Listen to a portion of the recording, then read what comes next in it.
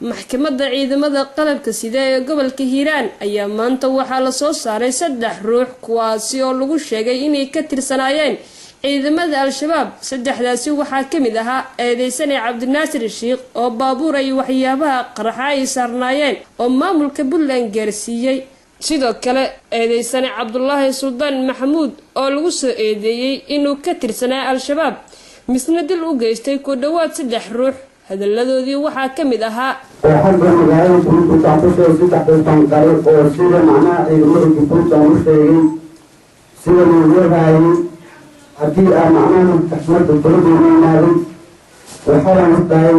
ستة حلقة حقة مجال كنت تلاقيه ستة قطعة قريب هذه حتى حتى قطعة هذا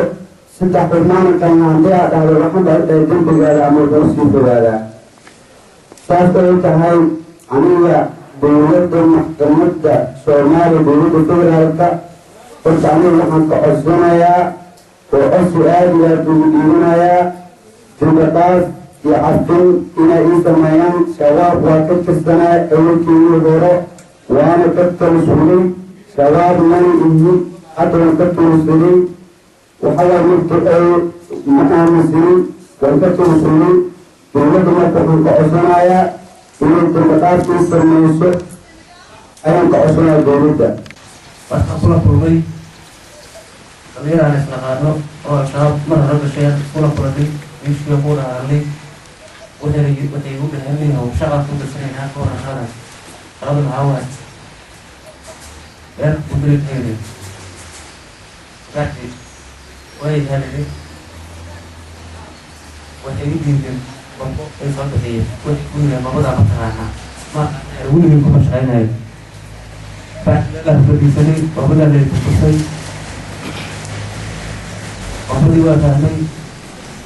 وهي مستولد غدي وكيل بدأ مطعم ما غنى لي ولا يستطيع ما لا يستطيع بس حكي يقول هس ما تهتني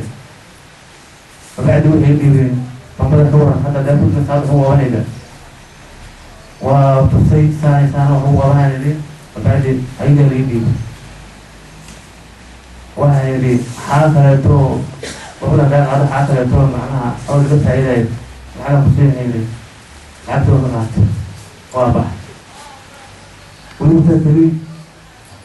ما هبيكي صدع عسكري وقال سرطان يكون في سقطان رفض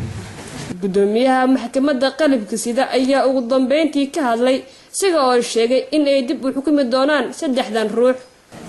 sida arkaysan waxa weeye waxaa la galay 3 kiis 3 shakhsi oo kala duwan maxkamaddu marna waa dhageysi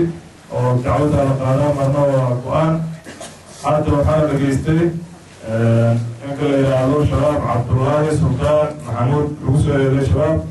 iyo shabaab ninka lagu soo eedeeyay la yidhaahdo Shariif Macalin Xasan Gacal